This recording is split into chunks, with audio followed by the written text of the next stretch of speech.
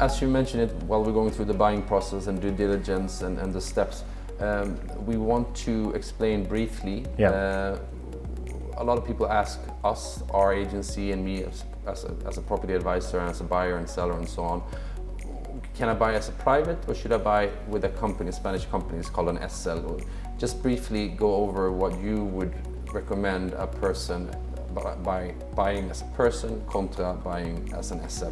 Yeah, that's a really common question normally, yeah? So it depends always what the client wants, yeah? If the client wants to live 2 weeks a year for vacation only, or if it's only for them, then it makes no sense to buy it through a company because the company is to make an activity, yeah? And before it was a way to avoid the wealth tax, what I'm going to explain after as well, but not anymore because we don't have wealth tax anymore currently in Andalusia, in the south of Spain.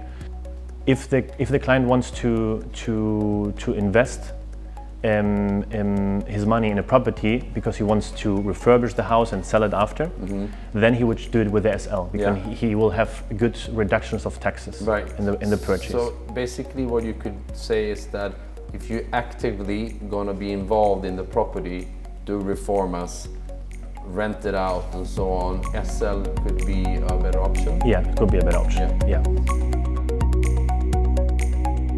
Moving forward, we paid now as a client, we signed the reservation agreement, we've done a due diligence, we are going to the bank and we are going to take a mortgage. There's a term called subject to mortgage, which also protects the buyer, the client in this case.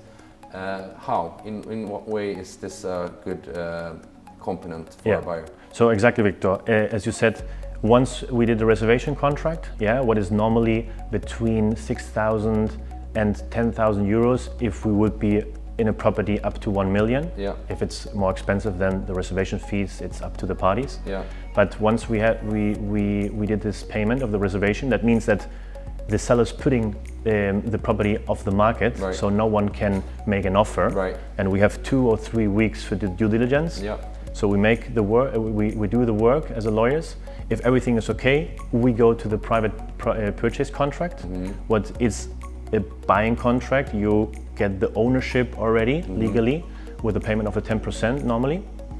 And then, of course, it's really important if the client buys with a mortgage, it's really important to fight for him to include in the contract a clause with subject to mortgage.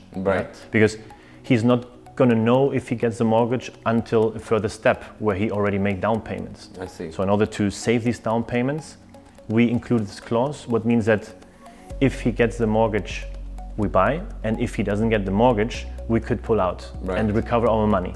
Yeah, so this is really important. Yeah. Some sellers are accepting this, some non, so this is our work to negotiate this. And what would you say, number-wise, just to throw it out there, out of 10 people who use subject to mortgage, most of the people get the money back? That goes without saying. Is it bulletproof? Yeah, I mean, if you negotiate the terms and you are with a lawyer, yes. Then if not, you will not have this clause included. No, of course. So then the money is non-reversible. It's not refundable. It's not refundable.